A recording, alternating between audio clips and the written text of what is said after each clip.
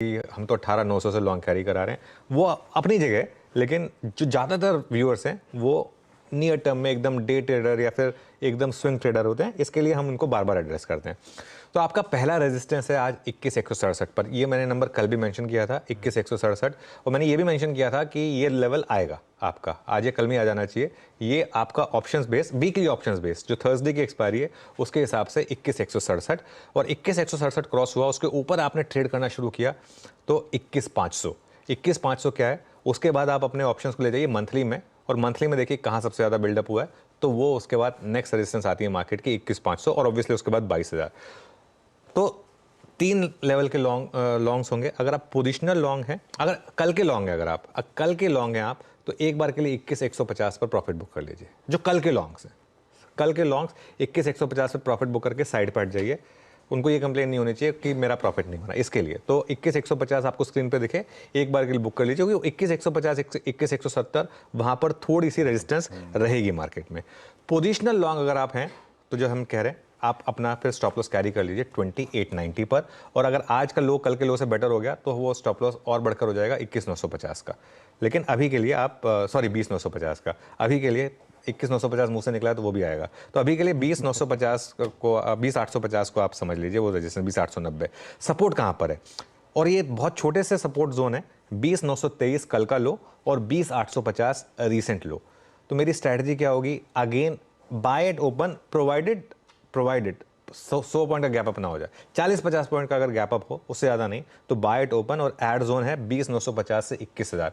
और वो मैं क्यों दे रहा हूँ कि अगर वो नहीं आया मान लीजिए, तो इसके लिए आपके पास एटलीस्ट कुछ क्वांटिटी होगी, अगर आ गया तो आपको ऐड हो जाएगा। तो 20,950 से 21,000 ऐड जोन, और एक स्टॉप लॉस लगाना है आपको 20,850 का, जो पिछले 3-4 दिन का लो था, उस पर आपको एक स्टॉप लॉस लगाना है फ्रेश ट्रेड्स के लिए। ध्यान रखिएगा, इसमें समझिएगा, अगर आप एग्जिस्टिंग है उसमें स्टॉप लॉस अलग है, लेकिन अगर आप एक फ्रेश बाइंग कर रहे हैं उसमें स्टॉप लॉस अलग है, क्योंकि एग्जिस्टिंग लॉन्ग्स के लिए हम प्रॉफिट प्रोटेक्शन भी जरूरी होता है, फ्रेश लॉन्ग्स के लिए आपको रिस्क रिवॉर्ड देखना होता है। परफेक्ट।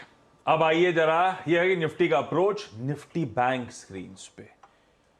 कल इसी ने एक्चुअली वो निफ्टी पे जो दिख रहा है वो सब निफ्टी बैंक के झटके थे जो एपरेंटली वहां पे नजर आए। हम लोग ऋतिक स्टॉक्स की बात कर रहे थे। ऋतिक में 7 में से 4 तो बैंकिंग ही है, और ऋतिक अगर चलने हैं तो मतलब बैंक्स मोमेंटम है। क्या करूं निफ्टी बैंक के साथ, प्लस आज फिन निफ्टी की एक्सपायरी, तो उसका भी कुछ इम्पैक्ट आना है, क्योंकि इससे कुछ दिग्गज कॉन्स्टिट्यूएंट्स वहां पे नजर आते हैं। क्या करूं? हाँ, 3 है ना, 3 है, एचडीएफसी बैंक हो गया, ICICI कोटक हो बैंक गया, और कोटक। आईसीआईसीआई बैंक हो गया। हाँ, इसमें 3 है, इसमें 3 है, ऋतिक में 3 है। ऋतिक में 3। हाँ, ऋतिक में 3 है, लेकिन हाँ, इन 3 स्टॉक्स का वेट भी काफ़ी है बैंक निफ्टी में। इनफैक्ट एसबीआई को छोड़ दें तो 3 सबसे बड़े स्टॉक्स ही हैं ये एक्चुअली। मतलब एचडीएफसी बैंक और आईसीआईसीआई बैंक तो 1 और 2 है, मेरे ख्याल से एसबीआई 3 एंड कोटक 4 है शायद, if my memory is right. खैर, बैंक निफ्टी पर अप्रोच मेरी बहुत क्लियर है। बैंक निफ्टी में आप डे ट्रेडिंग नहीं कर सकते आशीष, क्योंकि ये बहुत वॉलेटाइल होता है, इस तरीके से आपको झटके देगा, उसमें आपका स्टॉप लॉस लगेगा ही लगेगा डे ट्रेडर का। इसके लिए आप पोजिशनल लॉन्ग रखें। यहाँ पर अभी भी कैचअप रैली बाकी है। यहाँ पर पहला सपोर्ट है 47,186 का, जो कि कल का लो है, और बड़ा सपोर्ट है 46,800 का।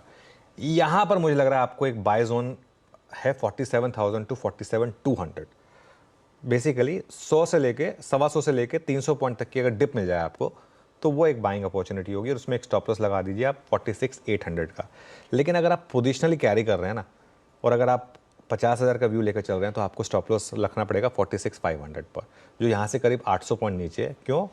क्योंकि अगर आपको 3,000 पॉइंट की रैली चाहिए 50,000 की, तो आपको 800 पॉइंट का स्टॉप लॉस रखना पड़ेगा, ठीक है ना। तो इसके लिए अगर 50,000 का व्यू है जो मेरा है, तो फिर आपको 46,500 का स्टॉप लॉस रखना पड़ेगा। लेकिन अनलेस ना आशीष कुछ बहुत ही ख़राब इन्फ्लेशन डेटा आ जाए, मुझे लग नहीं रहा कि बैंक निफ्टी क्यों गिरेगा। मतलब अभी तो बैंक निफ्टी ने चलना शुरू किया, अभी तो ये एक्सपेंशन फेज़ की शुरुआत है बैंक निफ्टी में, अभी तो इसने काफ़ी कैचअप प्ले करना है।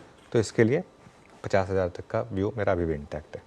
और यूएस में तो इन्फ्लेशन डेटा खराब आना नहीं है, स्टडी रहने नंबर्स, ये लार्जली पता है।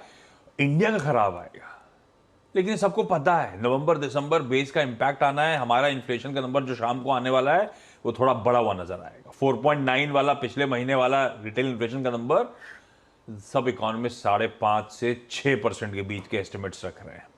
तो ये पता है, देखते हैं। खैर हमारे लिए तो, हमारा तो कोई दिक्कत में आएगा, थोड़ा सा वो बेस है। यूएस के देखते हैं नंबर्स, लार्जली एक्सपेक्टेड नंबर्स में कोई दिक्कत होगी नहीं, ना हेडलाइन इन्फ्लेशन में, ना इवन कोर इन्फ्लेशन। खैर, सीनबी सिवास का मॉर्निंग पैनल रेडी हो गया है। कुछ